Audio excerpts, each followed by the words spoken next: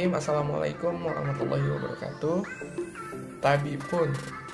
Di sini kami dari kelompok 10 akan mempresentasikan materi yang berjudul kelas kata, frasa, dan kalimat yang beranggotakan saya Kurniawan Rahman sebagai moderator, lalu teman-teman yang lain Bunga Trilestari, Safa Alia Hanan, Ferdian Valevi Menggara, Syarul Ramadan, Cornelia Erlinas, dan Sylvia Oriska. Sebelumnya di sini kami berterima kasih kepada Ibu Siska Mirita selaku dosen bahasa Indonesia yang telah memberikan kami kesempatan untuk dapat berpresentasi pada kali ini.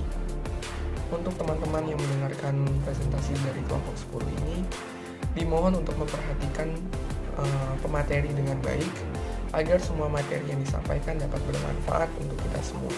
Amin. Baiklah, langsung saja kita masuk ke materi yang pertama kepada pemateri 1. Kami persilakan. Terima kasih kepada moderator, saya Cornelia Erlinas akan memulai presentasi. Yang pertama adalah kelas kata. Jadi sebelum membahas lebih lanjut, kita harus mengetahui apa yang dimaksud dengan kelas kata. Jadi kelas kata adalah golongan kata dalam satuan bahasa berdasarkan kategori bentuk, fungsi, dan makna dalam sistem gramatikal. Kelas kata ini biasanya disebut dengan jenis kata. Kelas kata ini memiliki 7 fungsi. Yang pertama, melambangkan pikiran atau gagasan yang abstrak menjadi konkret. Jadi kelas kata ini melambangkan gagasan yang tadinya tidak ada menjadi benar-benar ada, yang tadinya tidak berwujud menjadi berwujud. Yang kedua, membentuk bermacam-macam struktur kalimat. Contohnya, struktur kalimat SPOK dan struktur kalimat SPK. Yang ketiga, memperjelas makna gagasan kalimat. Jadi dengan adanya kelas kata, kita jadi mudah memahami makna gagasan kalimat. Yang keempat, membentuk satuan makna sebuah frasa, klausa, atau kalimat. Dan yang kelima, membentuk gaya pengungkapan. Gaya pengungkapan di sini adalah ekspresi, sehingga karangan yang kita buat dapat dipahami dan dinikmati oleh orang lain dengan mudah. Yang keenam, mengungkapkan berbagai jenis ekspresi, contohnya berita, penjelasan, argumentasi, pidato, dan diskusi. Dan yang ketujuh, mengungkapkan berbagai sikap, entah itu sikap setuju, sikap menolak, ataupun sikap menerima. Kelas kata ini terbagi menjadi 13. Yang pertama saya akan bahas adalah verba. Verba atau yang biasa kita kenal dengan kata kerja adalah kata yang menggambarkan proses, perbuatan, atau keadaan. Verba ini dapat dikenali melalui 3 bentuk. Yang pertama, bentuk morfologis. Yang kedua, perilaku sintaksis. Dan yang ketiga, perilaku semantis dari keseluruhan kalimat. Selain itu, verba dapat didampingi dengan kata tidak. Contohnya, ia tidak belajar di kampus. Verba di sini adalah belajar. Belajar ini bisa didampingi dengan kata tidak menjadi tidak belajar. Contoh lainnya adalah ia tidak makan di rumah dan mereka tidak menulis makalah. Berdasarkan bentuk kata atau morfologis, verba dapat dibedakan menjadi 2 macam. Yang pertama verba dasar dan yang kedua verba turunan. Verba dasar adalah verba yang dapat berdiri sendiri tanpa adanya imbuhan ataupun afiks. Misalnya, makan, pergi, minum, duduk, dan tidur. Dan yang kedua adalah verba turunan. Verba turunan ini terbagi menjadi 5 macam. Yang pertama verba dasar ditambah afiks atau imbuhan yang bersifat wajib. Contohnya verba dasar duduk ditambah imbuhan konfiks men-i sehingga katanya menjadi menduduki. Contoh yang lain adalah mempelajari, menyanyi, memanggil-manggil, dan menanyakan. Yang kedua ada verba dasar ditambah afiks yang bersifat tidak wajib. Contohnya kata baca, bisa saja ditambah afiks atau bisa saja tidak ditambah afiks. Jika ditambah afiks menjadi membaca. Contoh lain adalah mendengar dan mencuci. Yang ketiga adalah verba dasar terikat afiks ditambah afiks wajib. Contohnya bertemu, bersua, dan mengungsi. Dan yang terakhir ada reduplikasi atau bentuk ulang. Contohnya berjalan-jalan, minum-minum, mengais-ngais. Jadi kata kerja di sini mengulang. Dan yang terakhir ada majemuk, terbentuk dari penggabungan satu kata dengan kata yang lain. Contohnya cuci mata. Cuci di sini adalah kata kerja dan mata adalah kata benda. Mereka bergabung sehingga menghasilkan makna yang baru. Contoh yang lainnya adalah dikaji dan berekasi. Selanjutnya, berdasarkan banyaknya pembuktian atau argumentasi, verba dapat dibedakan menjadi 2 macam. Yang pertama verba transitif dan yang kedua verba intransitif. Verba transitif itu adalah verba yang disertai objek, terbagi menjadi 3. Yang pertama, monotransitif, yaitu verba yang mempunyai satu objek. Misalnya menyanyikan lagu. Lagu di sini adalah objek, objeknya hanya satu, lagu. Dan juga yang lainnya adalah membacakan buku, melukiskan pemandangan, dan memperhatikan temannya. Yang kedua adalah verba bitransitif. Jadi verbanya mempunyai dua objek. Contohnya menyanyikan lagu Indonesia Raya dan Maju Tak Gentar. Dua objek di sini adalah lagu Indonesia Raya dan Maju Tak Gentar. Dan contoh lainnya adalah membaca majalah dan surat kabar. Membaca adalah kerja dan majalah dan surat kabar adalah dua objek.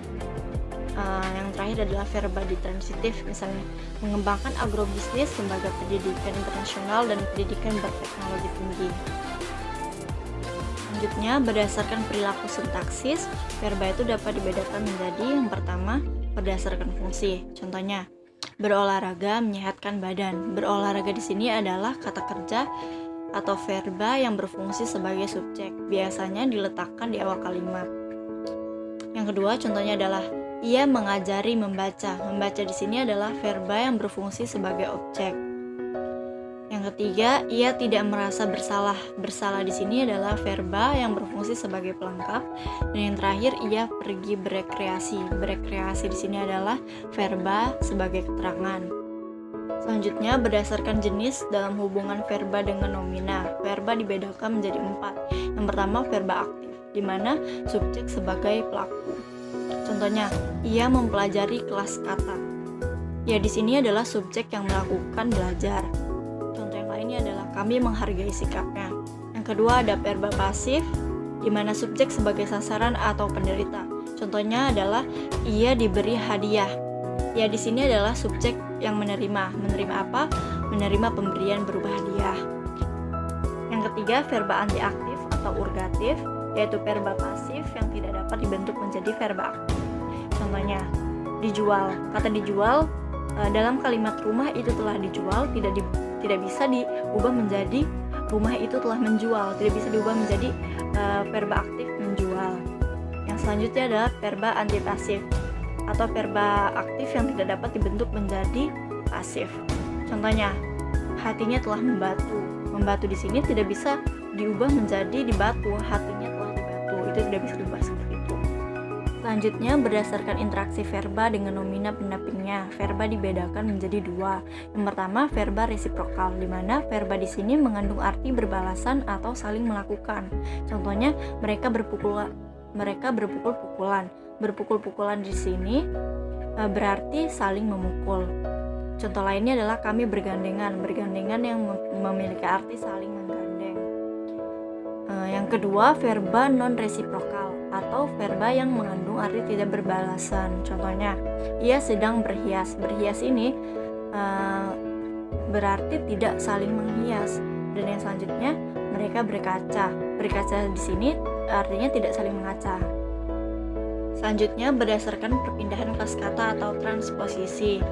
Yang pertama ada verba denominal. Dari katanya saja kita sudah bisa mengetahui bahwa verba ini adalah verba yang kata dasarnya berupa nomina atau kata benda.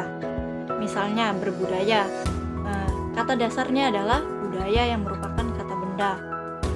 Contoh lainnya adalah mencangkul dan mencambuk.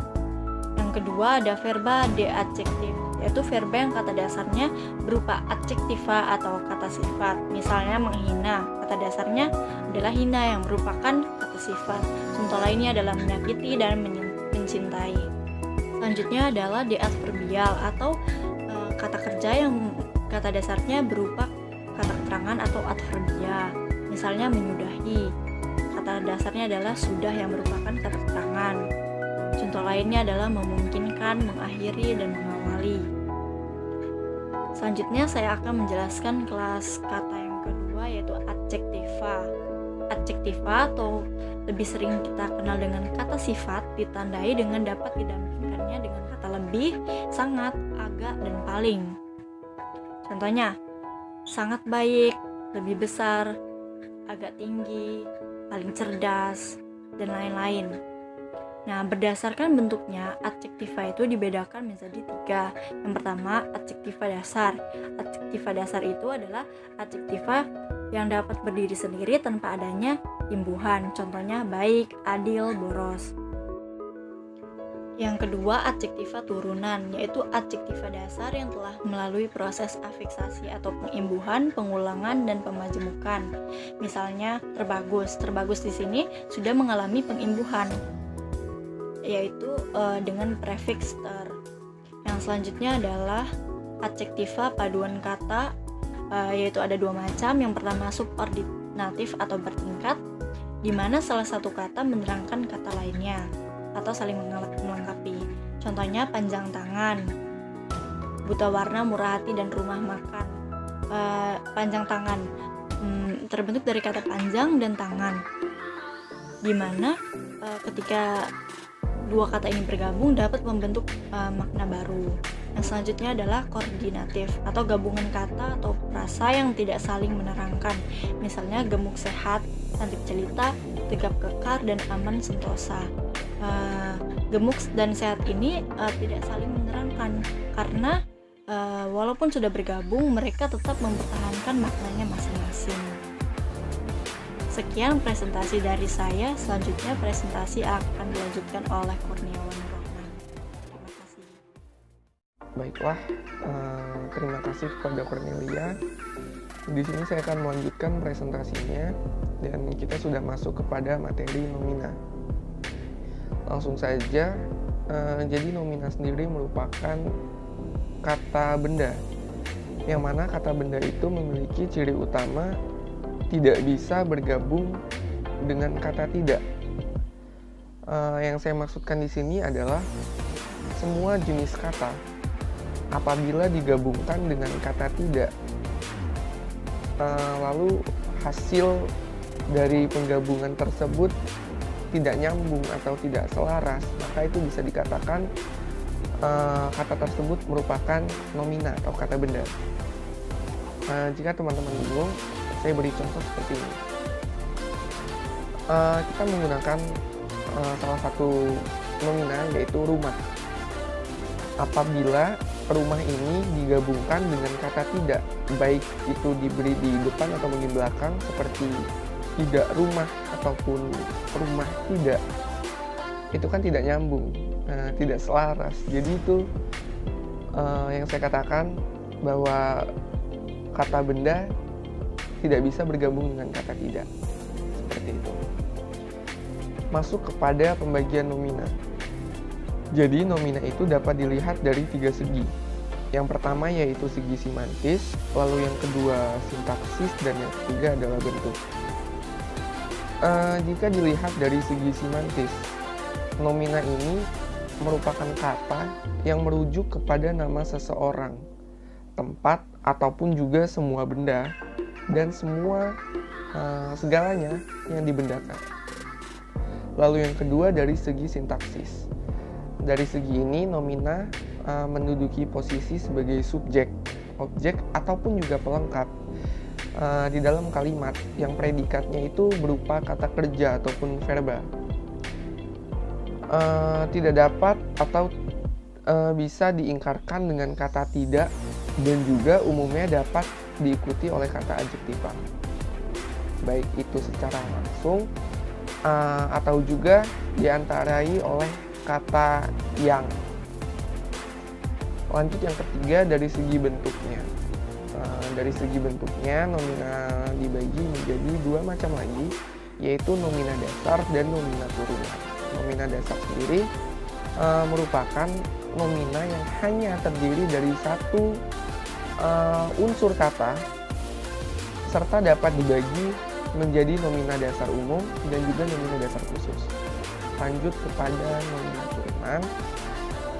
Nomina turunan merupakan nomina yang diturunkan melalui proses afiksasi, perulangan, ataupun juga permajemukan. Nanti saya beri contoh. Di sini kita masuk dulu ke materi ciri-ciri nomina. Bentar, laptop saya. Ya, masuk ke ciri-ciri nomina.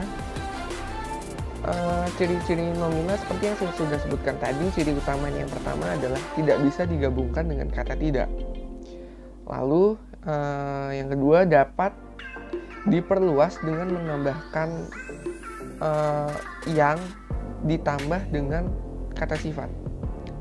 Contohnya seperti ini. Rumah yang bagus. Rumah di sini sebagai nomina ditambah dengan kata yang dan kata sifat bagus. Lanjut yang kedua, maksud saya ciri yang ketiga, dibatalkan dengan kata bukan. Jadi kata benda ini atau kata nomina ini bisa dibatalkan dengan kata bukan. Semua kata benda. Saya beri contoh seperti bukan meja, bukan rumah, bukan motor.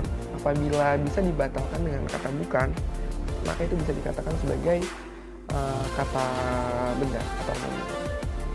Lanjut, ciri yang keempat, di dalam sebuah kalimat nomina itu berkedudukan sebagai subjek serta objek. Saya beri contoh seperti ini.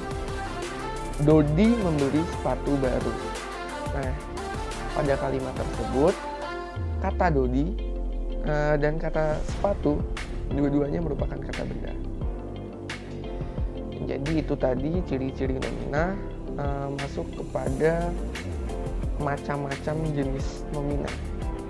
Ya, berdasarkan ini nomina dibagi menjadi dua macam, yaitu berdasarkan jenisnya dan berdasarkan unsur pembentuknya. Lanjut. Berdasarkan jenisnya, nomina dibagi menjadi dua macam, yaitu nomina konkret dan nomina abstrak. Kita masuk dulu kepada nomina konkret. Nomina atau kata benda konkret adalah kata benda yang menggambarkan suatu objek yang dapat atau bisa ditangkap melalui panca indera kita. Kata benda konkret ini dapat berupa makhluk hidup, benda mati, tempat, ataupun yang lain. Saya beri contoh yang konkret seperti manusia, binatang, lalu rumah. Itu kan segala macam yang bisa ditangkap oleh panca indera kita. Lalu yang kedua ada kata benda abstrak. Berkebalikan dengan kata benda konkret ini, kata benda abstrak merupakan nomina atau kata benda yang tidak bisa ditangkap atau tidak bisa dikenali oleh panca indera kita. Seperti nama sifat, ukuran, keadaan, dan lain sebagainya. Contoh dari kata benda abstrak ini seperti keyakinan, udara, ilmu, kebaikan. Itu tidak bisa dilihat oleh panca indera kita, tapi bisa kita rasakan. Lalu masuk yang kedua, berdasarkan pembentuknya, nomina dibagi menjadi dua macam lagi. Ini lanjutan dari yang saya sudah sebutkan tadi, yaitu kata benda dasar, lalu kata benda turunan. Kata benda dasar adalah kata benda yang menunjukkan identitas asli ataupun juga identitas awal dari suatu hal yang bisa atau dapat dibedakan. Saya beri contoh seperti buku, pulpen, gelas. Itu merupakan kata benda yang sudah menunjukkan identitas aslinya. Lalu yang kedua, kata benda turunan. Nah, sedangkan kata benda turunan ini merupakan kata benda yang terbentuk dari kata benda dasar dengan melalui proses afiksasi, afikasi, yaitu proses penyembuhan, lalu proses pengulangan ataupun pemajemukan. Seperti contohnya dengan kata kerja ditambah imbuhan an, makanan. Lalu imbuhan pe ditambah kerja seperti penjual. Lalu imbuhan pe ditambah kata sifat seperti pemarah, dan lain sebagainya. Ya, jadi itu tadi materi nomina. lanjut kepada materi selanjutnya, yaitu pronomina atau kata ganti. Langsung saja, jadi kata ganti atau disebut juga dengan pronomina ini merupakan suatu jenis kata pengganti yang merujuk atau mengacu pada nominal lain atau kata benda lain.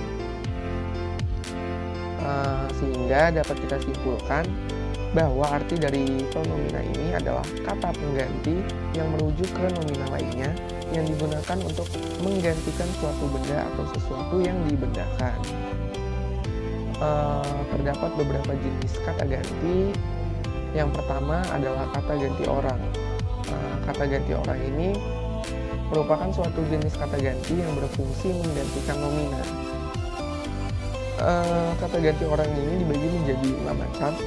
Yang pertama adalah kata ganti orang pertama tunggal, contohnya seperti saya, aku. Lalu kata ganti orang pertama jamak seperti kita dan kami. Lalu kata ganti orang kedua tunggal, contohnya seperti Anda dan kamu. Lalu kata ganti orang kedua jamak, contohnya seperti kalian. Lalu kata ganti orang ketiga tunggal, contohnya seperti ia, dia, dan beliau.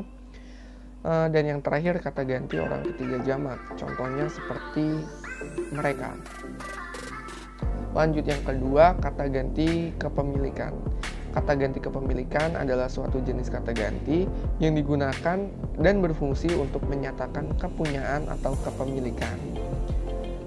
Jadi dapat disimpulkan bahwa arti dari kata ganti kepemilikan adalah kata ganti yang digunakan untuk menyatakan milik, kepemilikan, dan kepunyaan. Contohnya seperti pulpen. Pulpen aku menjadi pulpenku. Lalu pulpen kamu menjadi pulpenmu, pulpen dia menjadi pulpennya, pensil aku menjadi pensilku, dan lain sebagainya. Lalu yang ketiga adalah kata ganti penunjuk. Kata ganti penunjuk adalah suatu jenis kata ganti yang digunakan dan berfungsi sebagai penunjuk suatu lokasi, benda, ataupun tempat yang letaknya jauh maupun dekat. Seperti contohnya ini, itu, di sana, di situ, dan lain sebagainya. Lalu masuk yang keempat adalah kata ganti penghubung. Kata ganti penghubung adalah kata ganti yang digunakan untuk menghubungkan antara induk kalimat dengan anak kalimat. Contoh kata ganti penghubung seperti waktu, tempat, lokasi, yang, dan lain sebagainya. Lalu yang kelima, kata ganti tanya. Kata ganti tanya merupakan jenis kata ganti yang digunakan dan berfungsi sebagai penanya atau peminta informasi dari sesuatu peristiwa atau kejadian. Seperti kita bisa pakai apa, mana, ataupun siapa.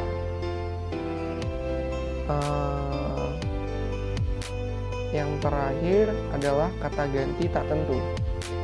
Kata ganti tak tentu adalah suatu jenis kata ganti yang digunakan dan berfungsi sebagai penunjuk dan pengganti orang maupun benda yang jumlahnya banyak serta tak menentu.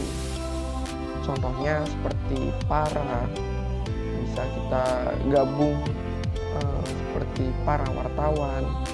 Lalu sesuatu, ada masing-masing, semua, dan lain sebagainya. Ciri-ciri kata ganti atau pronomina. Yang pertama, biasanya kata ganti atau pronomina berada pada posisi fungsi dari subjek dan objek pada suatu kalimat. Tetapi sering juga pada kalimat tertentu berada di posisi predikat. Lalu yang kedua, pronomina letaknya bisa berubah-ubah. Lalu yang ketiga, pronomina tidak mengacu hanya pada satu konteks, melainkan menyesuaikan pada konteks yang lain. Lalu yang keempat, kata ganti atau pronomina biasanya mengikuti siapa yang menjadi pembicara dan siapa yang menjadi pembaca maupun siapa yang dibicarakan. Itu tadi materi nomina, saya kira cukup. Lanjut kepada materi numeralia. Numeralia atau yang biasa kita kenal sebagai kata bilangan merupakan kata yang digunakan untuk menghitung banyaknya sesuatu, baik itu berupa benda ataupun orang, pokoknya segala macam yang bisa dihitung.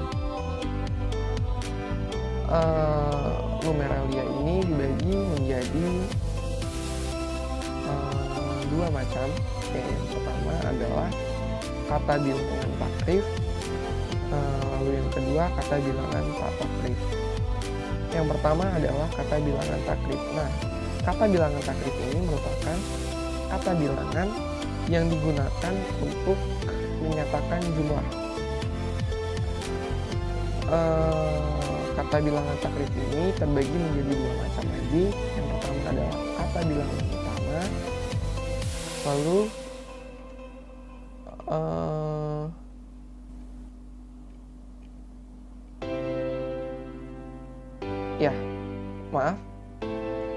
kita lanjut. Kata bilangan utama masih dibagi lagi menjadi 4 jenis. Yang pertama kata bilangan penuh, lalu kata bilangan pecahan, lalu yang ketiga kata bilangan gugus, dan yang keempat kata bilangan tingkat. Untuk yang kata bilangan penuh, contohnya seperti 1, 2, 3, 4, 5, dan seterusnya. Lalu yang kedua adalah kata bilangan pecahan. Ya, kita semua sudah tahu seperti setengah, seperempat, 3/4, 4/8, ya, dan lain sebagainya. Lalu kata bilangan gugus, mungkin untuk teman-teman yang belum tahu, kata bilangan gugus merupakan bilangan untuk menyebutkan kelompok jumlah dari satuan benda ataupun sebagainya, seperti 1 lusin, yang berarti 12 buah, lalu seperti 1 gros, 1 kodi, 1 tahun, dan lain sebagainya. Lalu yang keempat adalah kata bilangan tingkat, yang melambangkan urutan seperti ke-1, ke-2, ke-3, ke-4, pertama, kedua, dan lain sebagainya. Lalu ya yang kedua tadi agak terputus, maaf karena terkendala sinyal, adalah kata bilangan tatakrif.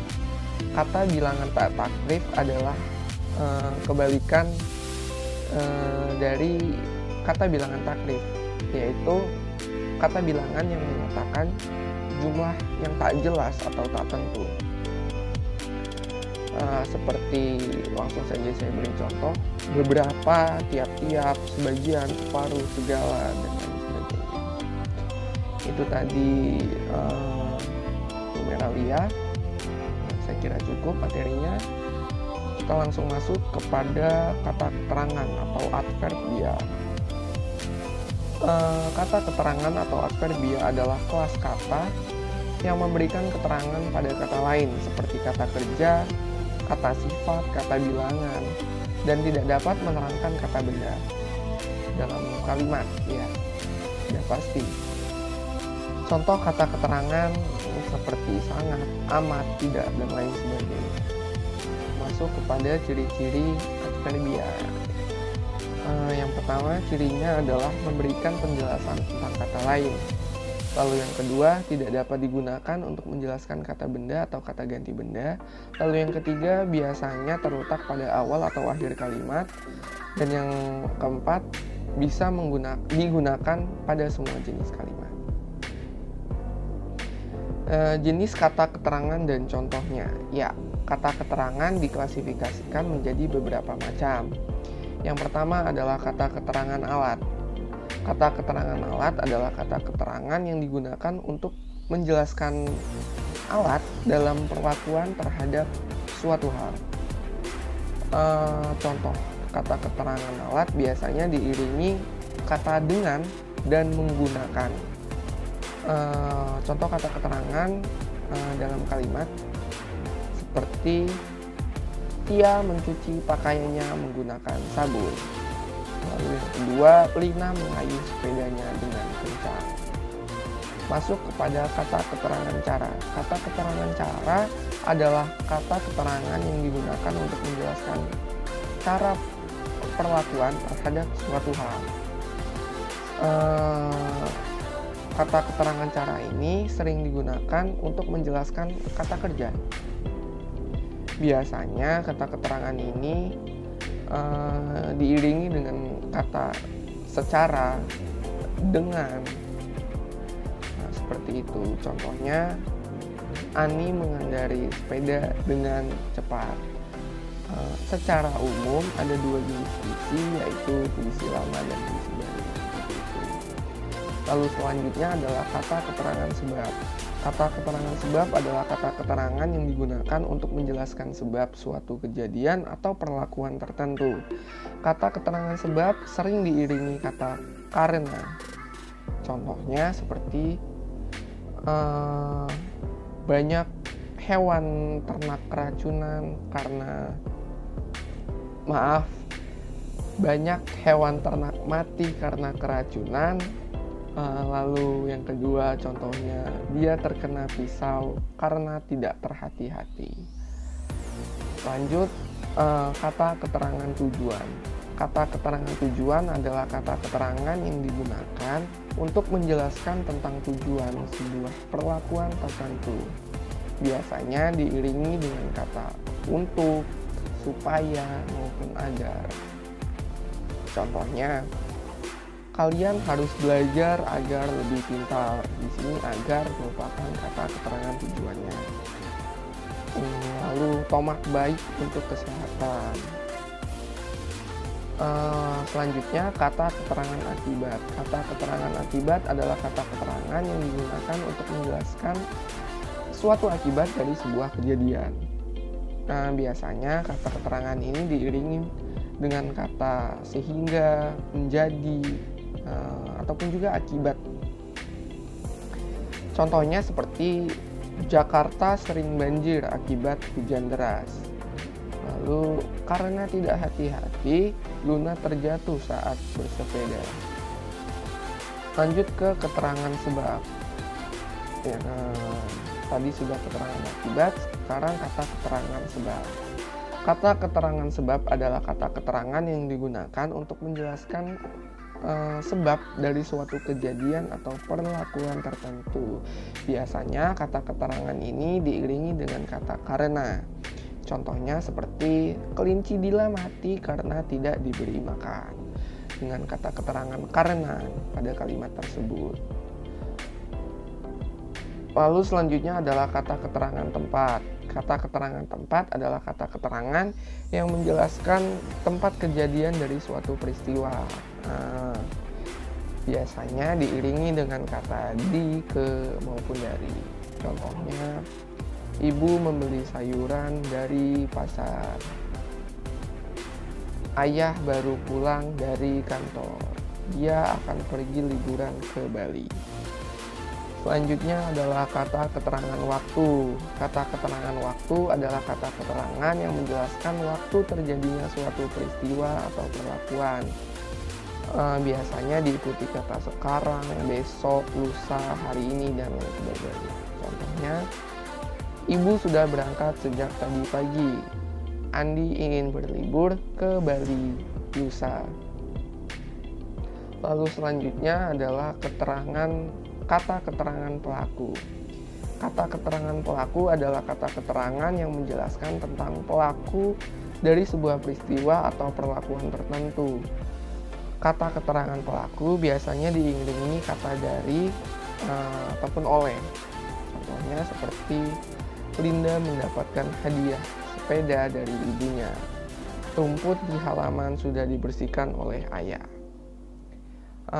Jadi saya kira itu saja pada materi kata keterangan atau adverbia ini. Mungkin sudah terlalu lama bagian saya mohon maaf. Terima kasih, itu saja yang bisa dapat saya sampaikan. Selanjutnya saya kembalikan kepada moderator. Terima kasih. Baik, saya akan melanjutkan presentasi dari Kurniawan. Yang pertama saya akan membahas tentang interrogativa. Interrogativa berfungsi menggantikan sesuatu yang hendak diketahui oleh pembicara atau mengukuhkan sesuatu yang telah diketahuinya. Contohnya apa, siapa, berapa, yang mana, mengapa, dan kapan. Contoh dalam kalimatnya yang pertama adalah berapa uang yang kau perlukan, atau yang mana rumah orang itu, atau juga ia pergi lebih awal, mengapa. Selanjutnya adalah demonstrativa. Demonstrativa berfungsi untuk menunjukkan sesuatu di dalam atau di luar wacana. Sesuatu itu disebut antecedent. Contohnya yaitu ini, itu, di sini, di situ, berikut, dan begitu. Contoh dalam kalimatnya adalah misalnya, di sini kita berkonsentrasi menghasilkan karya terbaik kita, atau bukti ini merupakan indikator bahwa orang itu berniat baik. Selanjutnya adalah artikula. Artikula berfungsi untuk mendampingi nomina dan verba pasif. Contohnya yaitu ini, itu, di sini, di situ, berikut, dan begitu. Contoh dalam kalimatnya adalah yang pertama, si kecil itu selalu datang merengek-rengek meminta sesuatu, atau sang penyelamat akan datang saat kita perlukan. Selanjutnya adalah preposisi. Preposisi adalah kata yang terletak di depan kata lain, sehingga berbentuk frasa atau kelompok kata. Preposisi dibagi menjadi dua. Yang pertama preposisi dasar, yaitu di, ke, pada, demi, dan lain-lain. Contoh kalimat pada preposisi dasar adalah perjuangan bangsa Indonesia menuju masyarakat adil dan makmur dari awal kemerdekaan hingga saat ini perlu ditingkatkan. Yang kedua adalah preposisi turunan. Contohnya adalah di antara, di atas, di dalam, dari samping, dari luar, kepada, dan lain-lain. Contoh kalimatnya adalah panitia lomba mengarang ilmiah nasional meminta kepada saya untuk menjadi penilai pada tingkat final. Selanjutnya adalah konjungsi. Konjungsi berfungsi untuk menghubungkan bagian-bagian kalimat atau kalimat yang satu dengan kalimat yang lain dalam satu wacana. Konjungsi terbagi menjadi dua, yaitu konjungsi intrakalimat, yaitu agar, atau, dan, hingga, sedang, sehingga, serta, supaya, tetapi, dan sebagainya. Contoh kalimatnya adalah ia belajar hingga larut malam, atau mereka bekerja keras sehingga berhasil mendapatkan cita-citanya. Yang kedua adalah konjungsi ekstra kalimat. Contohnya adalah jadi, di samping itu, oleh karena itu, oleh sebab itu, dengan demikian, walaupun demikian, akibatnya, dan sebagainya. Contoh kalimatnya adalah pengusaha itu kaya raya dan dermawan. Oleh karena itu, ia dihormati oleh tetangga di sekitar rumahnya. Atau ia senantiasa membangun karakternya. Di samping itu juga memperluas wawasan bisnisnya. Selanjutnya adalah saya akan membahas tentang fatis. Fatis berfungsi untuk memulai, mempertahankan, atau mengukuhkan pembicaraan. Jenis kata ini lazim digunakan dalam dialog atau wawancara. Misalnya ayo, kok, mari, nah, dan ya. Contoh kalimatnya adalah nah, seruan itu yang aku tunggu-tunggu. Atau mari kita bekerja bersama mencapai cita-cita yang mulia tersebut. Selanjutnya adalah interjeksi. Interjeksi berfungsi untuk mengungkapkan perasaan, terdiri atas dua jenis. Yang pertama bentuk dasar, contohnya aduh, idih, ih, wah, dan sebagainya. Contoh kalimatnya adalah yang pertama, aduh, mengapa Anda harus menghadapi masalah seberat itu? Atau wah, saya merasa amat tersanjung dengan kalimat ini. Yang kedua adalah bentuk turunan, seperti alhamdulillah, astaga, brengsek, insya Allah, dan sebagainya. Contoh kalimatnya adalah alhamdulillah, ekonomi negara kita berangsur-angsur membaik. Atau astaga, gedung itu dibom oleh teroris. Selanjutnya adalah frasa. Saya akan membahas tentang frasa, di mana frasa adalah gabungan dua kata atau lebih yang bersifat no prediktif. Yang pertama adalah frasa verbal. Frasa verbal adalah kelompok kata yang dibentuk dengan kata kerja, terdiri atas 3 macam, yaitu frasa verbal modifikasi atau pewatas. Terdapat dua jenis, yaitu pewatas belakang. Misalnya, ia bekerja sepanjang hari, atau orang itu berjalan cepat setiap pagi. Yang kedua adalah pewatas depan. Misalnya, mereka dapat mengajukan kredit di BRI, atau kami menyukai pekerjaan itu. Yang kedua adalah frasa verbal koordinatif. Adalah dua verba yang disatukan dengan kata penghubung dari atau. Contohnya adalah mereka menangis dan meratapi nasibnya, atau kita pergi atau menunggu ayah. Yang ketiga adalah frasa verbal apositif, yaitu sebagai keterangan yang ditambahkan atau diselipkan. Contohnya, usaha Pak Ali berdagang kain kini menjadi grosir. Atau contoh lainnya adalah mata pencaharian orang itu bertani dan beternak, sekarang telah maju. Yang kedua jenis frasa adalah frasa adjektifal. Frasa adjektifal adalah kelompok kata yang dibentuk dengan kata sifat atau keadaan sebagai inti, dengan menambahkan kata lain yang berfungsi menerangkan, seperti agak, dapat, harus, kurang, lebih, paling, dan sangat. Frasa adjektifal mempunyai 3 jenis. Yang pertama, frasa adjektifal modifikasi, misalnya cantik sekali, indah nian, hebat benar. Yang kedua adalah frasa adjektifal koordinatif atau menggabungkan, misalnya tegap kekar, aman tentram, makmur dan sejahtera. Yang ketiga adalah frasa adjektifal apositif, misalnya Bima, tokoh kesatria, gagah perkasa, dan suka menolong kaum yang lemah. Yang ketiga jenis frasa adalah frasa nominal. Frasa nominal adalah kelompok kata benda yang dibentuk dengan memperluas sebuah kata benda ke kiri dan ke kanan. Ke kiri menggolongkan misalnya 2 buah buku, seorang teman, ke kanan sesudah kata benda, kanan sesudah kata benda atau inti berfungsi mewatasi. Misalnya buku 2 buah, teman seorang. Frasa ini juga dibagi menjadi 3. Yang pertama, frasa nominal modifikasi. Misalnya rumah mungil, hari Minggu, dan bulan pertama. Yang kedua, frasa nominal koordinatif atau tidak saling menerangkan. Misalnya hak dan kewajiban, sandang pangan, dan dunia akhirat. Yang ketiga, frasa nominal apositif. Misalnya Anton, mahasiswa teladan itu kini menjadi dosen di universitasnya. Yang keempat, jenis frasa adalah frasa pronominal. Frasa pronominal adalah frasa yang dibentuk dengan kata ganti terdiri atas 3 jenis, yaitu 1. Frasa pronominal modifikasi. Misalnya kami semua, kalian semua, mereka berdua, dan mereka itu. Yang kedua adalah frasa pronominal koordinatif. Misalnya engkau dan aku, kami dan mereka, serta saya dan dia. Yang ketiga adalah frasa pronominal apositif. Misalnya kami, bangsa Indonesia, menyatakan perang melawan korupsi. Yang selanjutnya adalah frasa numeralia. Frasa numeralia adalah kelompok kata yang dibentuk dengan kata bilangan. Frasa ini terdiri atas 1. Frasa modifikasi. Contohnya adalah mereka memotong 20 ekor sapi kurban. Contoh lainnya adalah orang itu menyumbang pembangunan jalan kampung 2 juta rupiah. Yang kedua jenis frasa numeralia adalah frasa numeralia koordinatif. Contohnya adalah 5 atau 6 orang bertopeng melintasi kegelapan pada gang itu. Contoh lainnya adalah entah 3 atau 4 kali saya memakan obat hari itu. Selanjutnya ada frasa interrogativa koordinatif. Adalah frasa yang berintikan pada kata tanya. Misalnya, jawaban apa atau siapa merupakan ciri subjek kalimat. Selanjutnya, frasa demonstrativa koordinatif. Adalah frasa yang dibentuk dengan 2 kata yang tidak saling menerangkan. Misalnya, saya memakai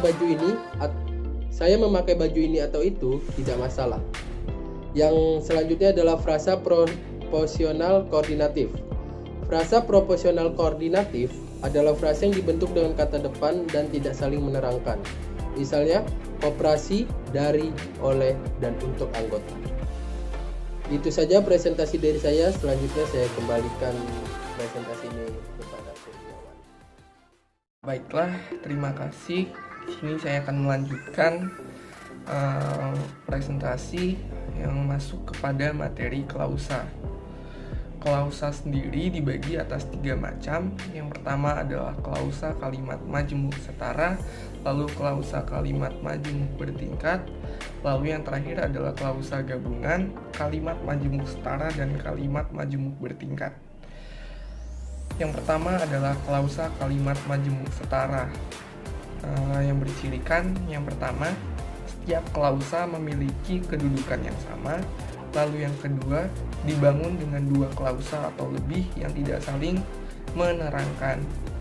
Seperti contohnya, Rima membaca kompas dan adiknya bermain catur. Lalu yang kedua ada klausa kalimat majemuk bertingkat, yang mana klausa ini dibangun dengan klausa yang berfungsi menerangkan klausa lainnya. Seperti contohnya, orang itu pindah ke Jakarta setelah suaminya bekerja di Bank Indonesia. Jadi, yang suaminya bekerja di Bank Indonesia ini merupakan penjelas dari klausa yang pertama, orang itu pindah ke Jakarta dengan kata hubung setelah. Lalu yang terakhir ada klausa gabungan kalimat majemuk setara dan kalimat majemuk bertingkat, yang mana terdiri dari 3 klausa atau lebih yang digabung menjadi satu kalimat yang berisikan kalimat majemuk bertingkat dan kalimat majemuk setara. Contohnya, dia pindah ke Jakarta setelah ayahnya meninggal dan ibunya kawin lagi. Di sini terdiri dari 3 klausa. Klausa yang pertama yaitu dia pindah ke Jakarta, lalu menggunakan kata hubung setelah, ayahnya meninggal, lalu dengan kata hubung dan ibunya kawin lagi. Itu merupakan contoh dari klausa gabungan kalimat majemuk setara dan kalimat majemuk bertingkat. Untuk selanjutnya akan dilanjutkan oleh saudari Bunga. Kepada Bunga, saya persilakan. Baik, saya Bunga Trilestari akan melanjutkan presentasi dari Kurniawan Nurrohman. Nah, saya akan presentasikan tentang materi kalimat. Sebelum kita membahas lebih lanjut tentang apa itu kalimat, maka kita harus mengerti dulu nih pengertian dari kalimat itu sendiri. Nah, jadi kalimat adalah satuan bahasa terkecil yang merupakan kesatuan pikiran.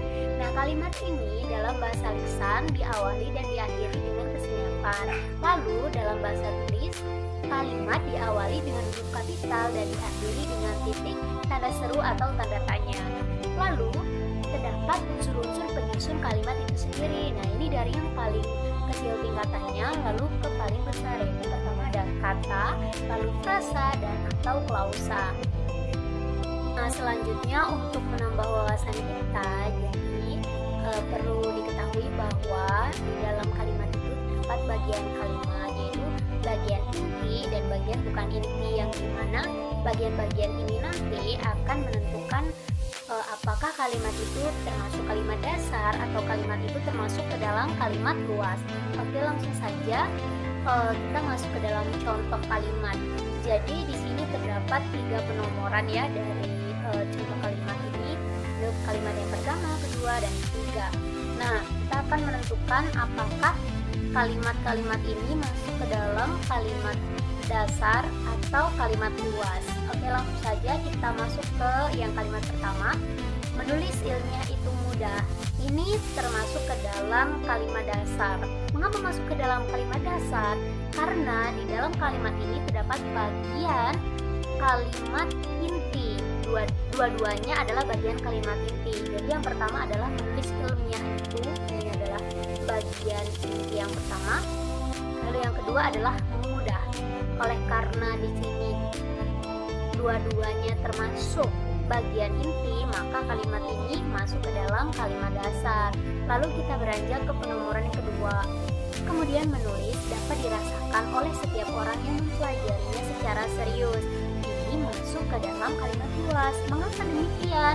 Karena terdapat 2 kalimat bagian inti dan 1 bagian bukan inti. Yang mana yang bukan inti adalah oleh setiap orang yang mempelajarinya secara serius.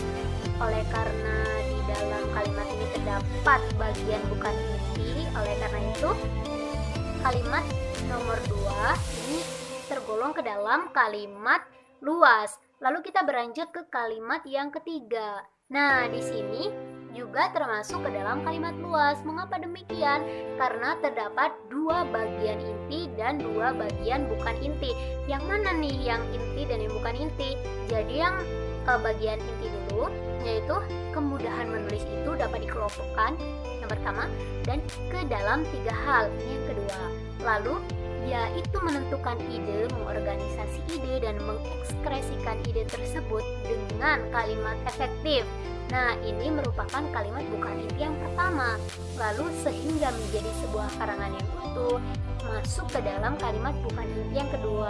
Oleh karena terdapat dua kalimat bukan inti, bagian bukan inti, oleh karena itu kalimat penomoran 3 ini disebut dengan kalimat luas. Dan di sini kita dapat mengambil sebuah kesimpulan bahwa kalimat pertama merupakan kalimat dasar, lalu kalimat kedua, ketiga, dan selanjutnya ini merupakan kalimat luas. Nah, lanjut kita akan belajar tentang ciri-ciri kalimat. Nah, yang pertama, dalam bahasa lisan diawali dan diakhiri dengan senyapaan. Ini yang saya katakan tadi di awal. Lalu bahasa tulis ini diawali dengan huruf kapital dan diakhiri dengan titik, tanda tanya, atau tanda seru. Nah, yang kedua, kalimat akhir sekurang-kurangnya terdiri atas subjek dan predikat. Yang ketiga, predikat transitif disertai objek, predikat intransitif dapat disertai pelengkap. Yang keempat, mengandung pikiran yang utuh. Yang kelima, menggunakan urutan logis. Yang keenam, mengandung satuan makna ide atau pesan yang jelas. Lalu yang terakhir, dalam paragraf yang terdiri dari 2 kalimat atau lebih, kalimat-kalimat disusun dalam satuan makna pikiran yang saling berhubungan. Hubungan dijalin dengan konjungsi, pronomina atau kata ganti, repetisi, atau struktur sejajar. Next, kita belajar tentang unsur-unsur kalimat. Nah, dalam unsur-unsur kalimat ini terdapat apa saja sih? Jadi, terdapat subjek, predikat, objek, pelengkap, keterangan, konjungsi, lalu yang terakhir ada modalitas. Kita langsung saja masuk ke dalam yang subjek. Jadi, subjek ini merupakan unsur utama kalimat. Ciri-cirinya apa sih? Nah, ciri-ciri subjek ini adalah yang pertama, jawaban apa atau siapa.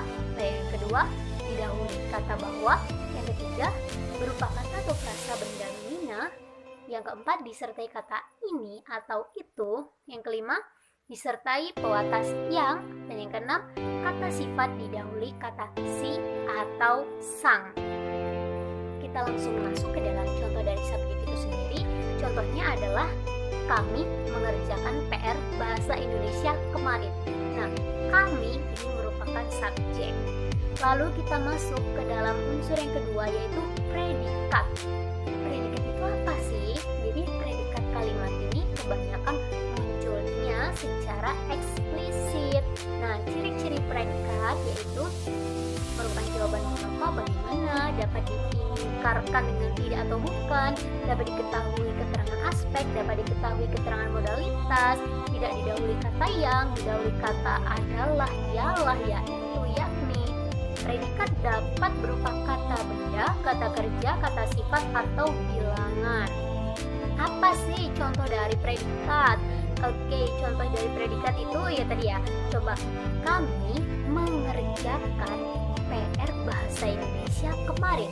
Kami tadi masuk ke subjek dan mengerjakan ini masuk ke predikat. Jadi predikat ini lazimnya memang berada setelah subjek. Ini mengerjakan. Nah, kita berlanjut ke objek. Jadi objek ini bergantung pada jenis predikat kalimat serta ciri khas objek itu sendiri. Nah, ciri-ciri dari objek itu apa? Yang pertama ada berupa kata benda. Yang kedua, tidak didahului kata depan. Yang ketiga, mengikuti secara langsung di belakang predikat transitif. Yang keempat, jawaban apa dan siapa yang terletak di belakang predikat transitif. Dan yang terakhir, dapat menduduki fungsi subjek apabila kalimat itu dipasifkan. Nah, contoh dari objek ini yaitu kami mengerjakan PR bahasa Indonesia kemarin, terletak setelah predikat transitif. Jadi apa? Yaitu PR bahasa Indonesia ini sebagai objek. Nah, kalau dia dipasifkan berarti PR bahasa Indonesia dikerjakan oleh kami kemarin. Nah, itu objeknya bisa menduduki fungsi subjek apabila dia dipasifkan. Selanjutnya yaitu pelengkap. Jadi pelengkap ini adalah unsur kalimat yang berfungsi melengkapi informasi, mengkhususkan merupakan objek dan melengkapi struktur kalimat. Nah, ciri-cirinya nih, bukan unsur utama, tapi tanpa pelengkap kalimat itu tidak jelas dan tidak lengkap informasinya. Lalu yang kedua, terletak di belakang predikat yang bukan kata kerja transitif. Ini misalnya ini untuk melengkapi struktur. Misalnya negara Republik Indonesia sebagai subjek, berdasarkan ini predikat, lalu Pancasila sebagai pelengkap. Nah, ada lagi nih contohnya, itu kakak membelikan Naila baju baru. Nah, ini baju baru di sini merupakan pelengkap setelah objeknya itu Naila. Nah, kita beranjak ke keterangan nih. Jadi keterangan ini berfungsi menjelaskan atau melengkapi informasi pesan-pesan kalimat. Ciri-ciri dari keterangan adalah bukan unsur utama, tapi tanpa keterangan pesan ini menjadi tidak jelas dan tidak lengkap. Lalu tempat tidak terikat posisi, bisa pada awal, tengah, atau akhir kalimat, dan dapat berupa keterangan waktu, tujuan, tempat, sebab akibat, cara posesif dan pengganti nomina. Lalu yang terakhir dapat berupa keterangan tambahan dan dapat berupa posisi. Contoh dari keterangan ini adalah kami mengerjakan PR bahasa Indonesia kemarin. Nah, kemarin ini menduduki sebagai keterangan. Selanjutnya terdapat konjungsi. Jadi konjungsi adalah bagian kalimat yang berfungsi menghubungkan atau merangkai unsur-unsur kalimat dalam sebuah kalimat, yaitu SPO, pelengkap, dan K. Nah, sebuah kalimat dengan kalimat lain dan atau sebuah paragraf dengan paragraf lain. Konjungsi ya, menghubungkan. Nah, konjungsi ini jenisnya ada dua, ada intrakalimat dan antarkalimat. Kalau contohnya intrakalimat nih, yaitu Rahmi masih bingung apakah dirinya akan melanjutkan ke universitas atau kedinasan. Nah, atau ini sebagai konjungsi intrakalimat. Lalu untuk contoh antar kalimat, yaitu mengkonsumsi mie instan secara berlebihan bisa mengakibatkan gangguan kesehatan. Dengan demikian, mengurangi konsumsi mie instan pun wajib dilakukan. Nah, dengan demikian ini termasuk ke antar kalimat dengan makna konsekuensi atau akibat. Jadi kesimpulannya, kalau intrakalimat ini bisa berada di depan, bisa berada di tengah, akan tetapi untuk antar kalimat ini dia berada di awal kalimat yang kedua. Ya, contohnya setelah kalimat lalu dengan demikian lalu apa gitu. Ya, yang terakhir adalah modalitas. Jadi dalam sebuah kalimat sering disebut keterangan predikat. Nah, fungsi dari modalitas itu ada dua nih, ada mengubah nada dan menyatakan sikap. Contohnya itu apa? Kita langsung beranjak ke contohnya aja. Yaitu yang pertama, mengubah nada. Ini bisa dari begitu pasti menjadi tidak pasti, lalu begitu kasar menjadi lembut. Contohnya ini adalah ia sungguh beruntung mendapatkan pekerjaan itu. Nah, sungguh ini sebagai contoh modalitas dalam mengubah nada. Lalu fungsi yang kedua adalah menyatakan sikap, yaitu ia pasti datang ke rumahku, ia belum tentu datang ke rumahku. Nih, jadi dia itu bisa merubah dari yang pasti menjadi yang tidak pasti. Dia itu kalau sikap itu menyatakan antara sebuah kepastian, itu bisa juga untuk tidak kepastian. Ini tadi dia pasti datang ke rumahku atau ia belum tentu datang ke rumahku, seperti itu. Oke, itu saja yang saya bisa jelaskan. Lalu untuk presentasi selanjutnya akan dilanjutkan oleh Selvia Oriska. Silahkan kepada Selvia Oriska. Baik, saya Selvia Oriska akan melanjutkan presentasi dari Bunga Trilestari, struktur kalimat. Sebelumnya di sini saya akan menjelaskan tentang pengertian kalimat. Kalimat adalah sarana komunikasi yang digunakan untuk menyampaikan pikiran atau gagasan kepada orang lain agar dapat dipahami dengan mudah. Kalimat yang baik dan benar yaitu kalimat yang dapat mengekspresikan gagasan secara jelas dan tidak menimbulkan keraguan. Disusun berdasarkan struktur yang benar, mengungkapkan gagasan secara baik yaitu singkat, cermat, tepat, jelas maknanya, dan juga santun. Struktur kalimat yang benar itu dibentuk berdasarkan SPOK, yaitu subjek, predikat, objek, dan keterangan. Dalam sebuah kalimat sekurang-kurangnya terdapat subjek dan predikat. Contohnya adalah dalam rapat menegaskan bahwa bisnis adalah usaha komersial untuk mendapatkan uang, barang, dan pelanggan.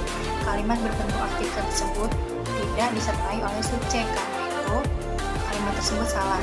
Perbaikannya adalah rapat menegaskan bahwa bisnis adalah usaha komersial untuk mendapatkan uang, barang, dan pelanggan. Kalimat ini benar karena sudah terdapat subjeknya, yaitu rapat. Ketepatan urutan kata. Urutan kata, frasa, atau klausa yang menggambarkan proses harus disusun secara logis. Contohnya dalam kerjanya, mereka mengerjakan laporan kegiatan dan menyusun perencanaan kemudian melaksanakan. Kalimat tersebut tidak logis sehingga yang benarnya adalah mereka menyusun rencana kerja, melaksanakan, dan melaporkan hasil pelaksanaannya. Atau setelah melaksanakan rencana kerjanya, mereka melaporkan hasilnya. Kata, frasa, atau klausa yang mendukung fungsi tidak dikelompokkan menjadi satu fungsi. Contohnya adalah merupakan suatu kenyataan bahwa bahasa Indonesia adalah bahasa persatuan. Kalimat tersebut salah karena terdapat dua kata yang bersinonim, yaitu adalah dan merupakan. Karena itu perbaikannya, bahwa bahasa Indonesia adalah bahasa persatuan sudah merupakan kenyataan, atau adalah suatu kenyataan bahwa bahasa Indonesia merupakan bahasa persatuan. Ketepatan hubungan antar kalimat. Penggunaan kata penghubung dan gagasan yang dihubungkan. Contohnya, garis itu cantik, tambahan pula ia kaya. Kalimat tersebut salah karena cantik tidak ada hubungannya dengan kaya, sehingga yang benar adalah garis itu cantik, tambahan pula ia pandai berhias, karena dengan ia pandai berhias, garis itu dapat menjadi semakin cantik. Atau yang kedua, garis itu pintar, tambahan pula ia culun. Pintar itu tidak berhubungan dengan culun, sehingga yang benarnya adalah garis itu pintar, tambahan pula ia senang belajar, karena dengan ia senang belajar, garis itu dapat menjadi semakin pintar. Pola kalimat. Pola kalimat itu memudahkan pemakai bahasa dalam membuat kalimat dan menyederhanakan kalimat sehingga mudah dipahami oleh orang lain. Pola kalimat dasar itu sekurang-kurangnya terdiri dari subjek dan predikat. Ciri-cirinya adalah berupa kalimat tunggal, sekurang-kurangnya terdiri dari satu subjek dan satu predikat, selalu diawali dengan subjek, berbentuk kalimat aktif, ada unsur berupa kata dan frasa, dapat dikembangkan menjadi kalimat luas. Contoh-contoh kalimat dasar, yang pertama ada kami berdiskusi, kami menjadi subjek, berdiskusi menjadi predikat. Yang kedua, mereka sedang mendiskusikan tugas kelompok, mereka menjadi subjek, sedang mendiskusikan menjadi predikat, dan tugas kelompok menjadi objek.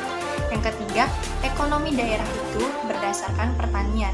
Ekonomi daerah itu menjadi subjek, berdasarkan menjadi predikat, pertanian menjadi pelengkap.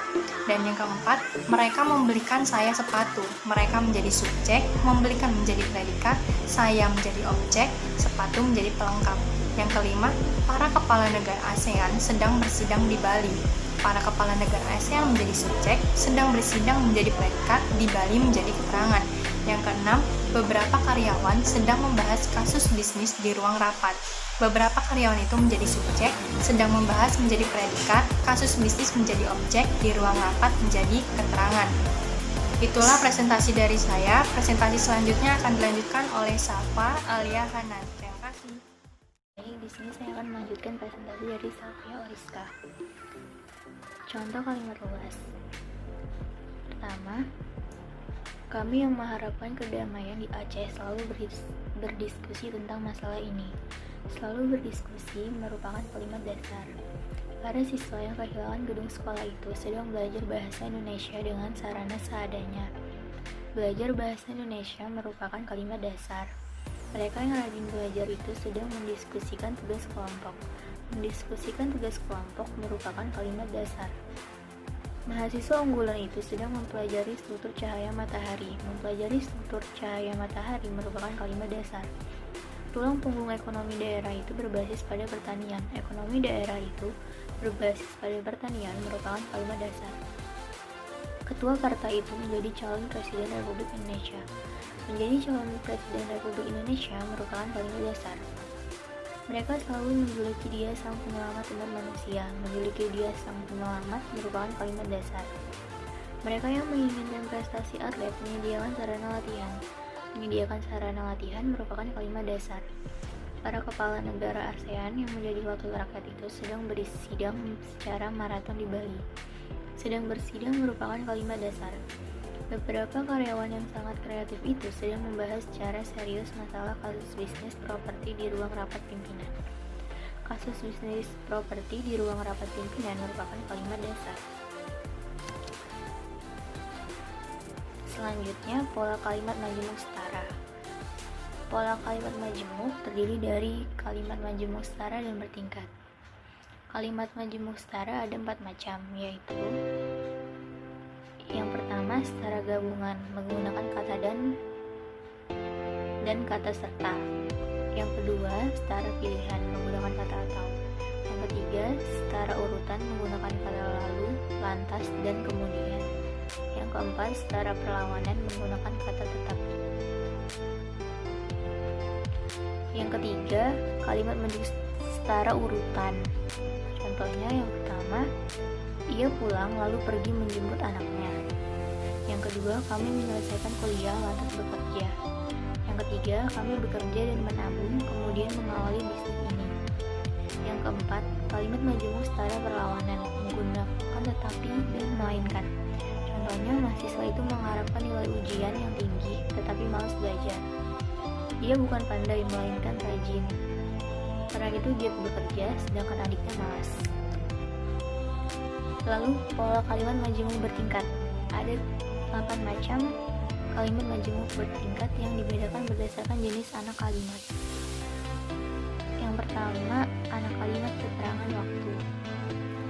Contohnya, mereka segera mencari pulang kerja setelah menyelesaikan studinya.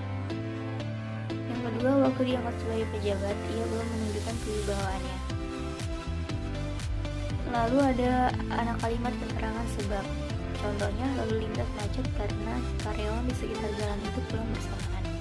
Yang kedua, orang itu meninggal karena menderita sakit jantung. Lalu ada anak kalimat keterangan hasil atau akibat. Contohnya, tsunami itu datang tiba-tiba, akibatnya puluhan penduduk tewas. Lalu, pengusaha itu bekerja keras sehingga berhasil mendapatkan keuntungan besar. Yang keempat, anak kalimat keterangan dan syarat. Contohnya, andai kata mengatur susunan lomba itu, bagaimana perasaanmu? Lalu saya akan santuni orang yang miskin apabila mendapat uang sebanyak itu. Kelima, anak kalimat nama tujuan. Contohnya, agar rakyat makmur, kita harus memberikan penyuluhan kerja yang kreatif. Yang kedua, kita harus bekerja keras demi masa depan yang gemilang. Yang keenam, ada anak kalimat keterangan cara. Contohnya, yang pertama, dosen itu menerangkan masalah tersebut dengan pendekatan ilmiah. Yang kedua, dalam menghadapi kesulitan tersebut, ia menerima dengan kesabaran. Yang ketujuh, ada anak kalimat keterangan posesif. Contohnya, yang pertama, biarpun baru pukul 5:30, saya sudah berangkat ke kantor. Yang kedua, saya akan berupaya meningkatkan kualitas kerja meskipun sudah diwujudkan. Yang kedelapan, anak kalimat keterangan pengganti fenomena. Contohnya yang pertama, bahwa ia menjadi presiden sudah mereka maklumi. Yang kedua, presiden menegaskan bahwa bangsa Indonesia harus menegakkan hukum. Lalu kalimat majemuk gabungan setara dan bertingkat. Contohnya yang pertama, bangsa Indonesia bekerja keras mengejar ketinggalan ekonomi setelah krisis politik berkepanjangan dan krisis keamanan mulai membaik. Yang kedua, kinerja bisnis mulai membaik dan perkembangan ekonomi mulai stabil setelah berhasil melangsungkan pemilu secara demokratis. Kalimat efektif itu harus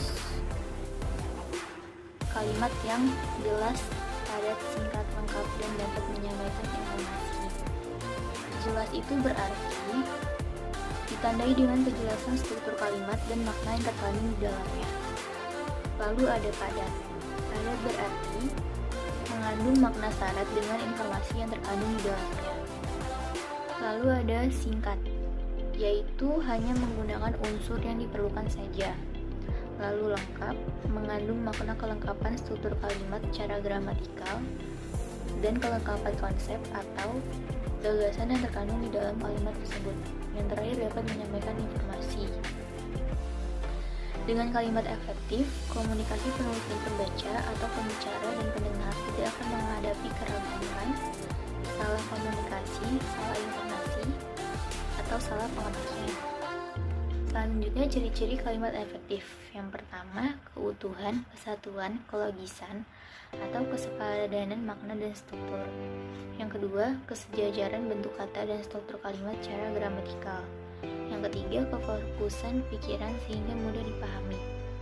Yang keempat, kehematan penggunaan unsur kalimat. Yang kelima, kecermatan dan kesantunan. Yang keenam, kevariasian kata dan struktur sehingga menghasilkan kesegaran bahasa. Lalu ada keutuhan. Kesatuan kalimat ditandai oleh adanya kesepakatan struktur dan makna kalimat. Kalimat secara gramatikal mungkin benar, tapi maknanya salah. Misalnya, saya saling memaafkan. Rumput makan kuda di lapangan. Itu merupakan makna yang salah. Kedua kalimat itu salah karena tidak adanya kesepadanan struktur dan makna. Kalimat tersebut seharusnya kami saling memaafkan. Yang kedua, kesejajaran. Kesejajaran adalah kesamaan bentuk kata yang digunakan secara konsisten. Misalnya kesatuan, kemakmuran, kedamaian, kesejahteraan. Pertanian, perikanan, perkebunan, perdamaian. Mengerjakan, membawakan, menertawakan. Misalnya, polisi segera menangkap pencuri itu karena sudah diketahui sebelumnya.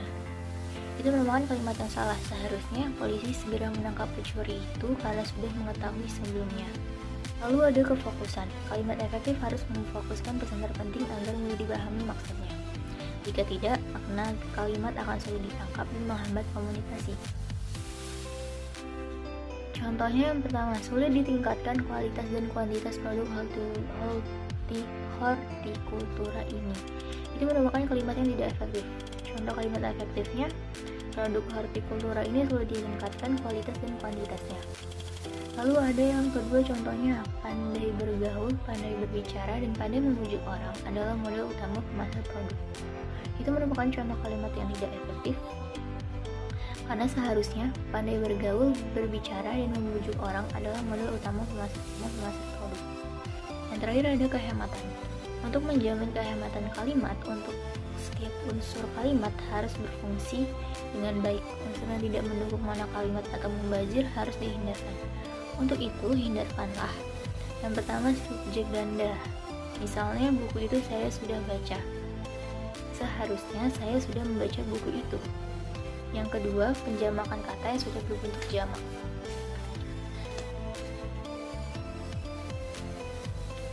Sekian dari saya. Selanjutnya akan dipresentasikan oleh Syahrul Ramadan.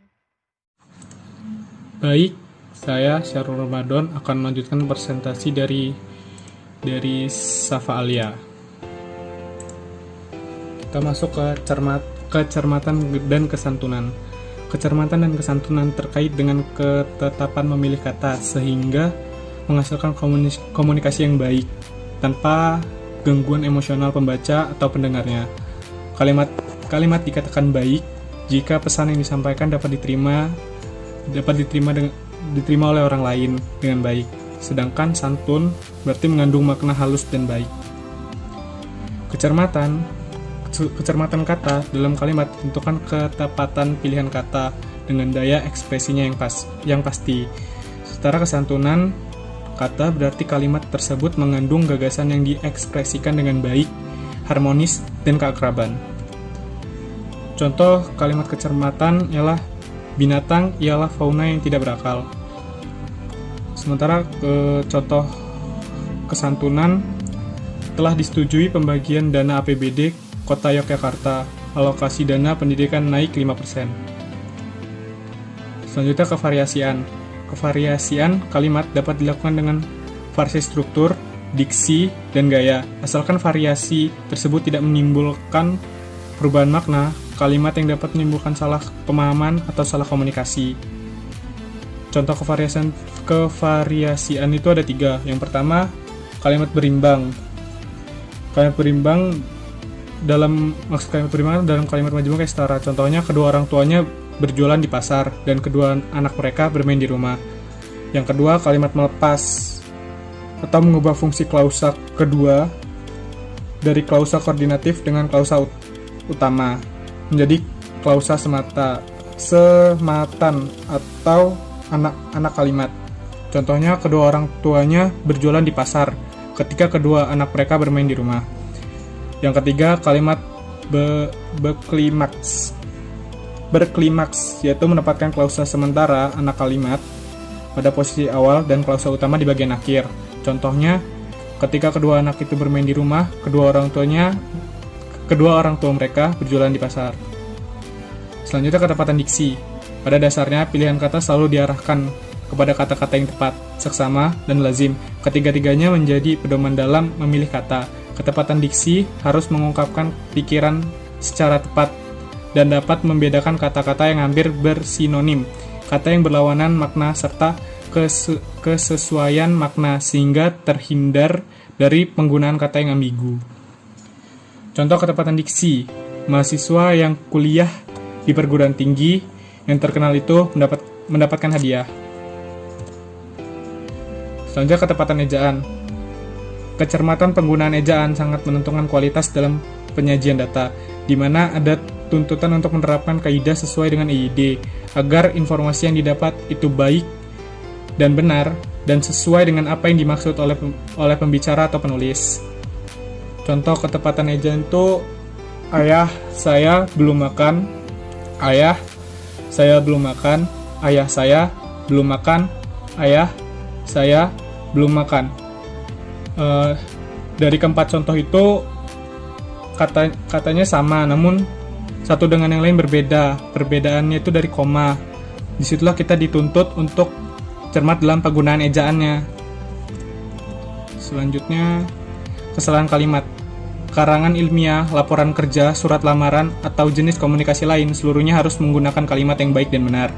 Baik memungkinkan karangan itu dapat diterima oleh siapapun dan benar artinya sesuai dengan kaidah bahasa Indonesia. Kesalahan kalimat dapat berakibat fatal. Selanjutnya, kesalahan struktur. Kesalahan struktur yang pertama, kalimat aktif tanpa subjek. Yang kedua, menempatkan kata depan di depan subjek. Dengan kata depan ini, subjek berupa fungsi menjadi keterangan tanpa unsur predikat. Menempatkan kata yang didapatkan yang di depan predikat. Dengan kata ini, predikat berubah fungsi menjadi perluasan subjek. Selanjutnya, salah urutan. Selanjutnya lagi, menempatkan kata depan di depan objek. Seharusnya kata kerja transitif langsung diikuti objek dan tidak disisipi kata depan. Lalu menempatkan kata penghubung intrakalimat tunggal pada awal kalimat. Kemudian berupa anak kalimat atau klausa atau penggabungan anak kalimat. Selanjutnya, kerancuan kalimat. Kerancuan berasal dari kata rancu, artinya kacau, campur aduk. Kerancuan berarti kekacauan atau kecampur adukan. Kalimat rancu berarti kalimat yang mengacaukan makna dua kata, dua frasa, atau dua pikiran. Selanjutnya, kesalahan diksi. Diksi kalimat salah jika menggunakan dua kata bersinonim dalam satu frasa, menggunakan kata tanya yang tidak menanyakan sesuatu, menggunakan kata berpasangan yang tidak sepadan, dan menggunakan kata berpasangan secara idiomatik. Diksi atau kalimat kurang baik jika menonjolkan akunya dalam suasana formal. Kemudian pilihan kata yang mengekspresikan data secara subjektif, menggunakan kata yang tidak jelas maknanya, diksi tidak sesuai dengan situasi yang dihadapi. Terakhir, penolakan dan pembuktian tanpa makna kata yang pasti. Selanjutnya, kesalahan ejaan. Kesalahan ejaan berpengaruh terhadap kalimat efektif, bukan hanya memperkecil kualitas kalimat, melainkan juga dapat mengakibatkan kesalahan kalimat. Terakhir, jenis kesalahan ejaan. Jenis kesalahan ejaan yang pertama, menggunakan huruf kapital, huruf kecil, huruf miring, dan huruf tebal. Yang kedua, pemenggalan kata. Ketiga, penulisan kata baku. Keempat, penulisan unsur serapan. Kelima, penulisan kata asing tidak dicetak miring. Tiga, penggunaan tanda baca titik, koma, tanda petik, titik 2, titik koma, tanda petik 1, tanda penyingkatan, dan lain-lain. Selanjutnya, penulisan kalimat atau paragraf. Selanjutnya, penulisan keterangan tambahan, penulisan oposisi. Kemudian selanjutnya, penulisan judul.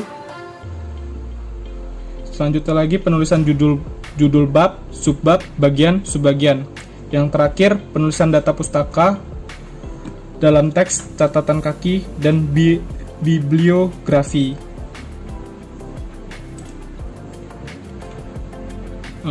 Itulah tadi presentasi dari saya. Selanjutnya saya kembalikan kepada moderator.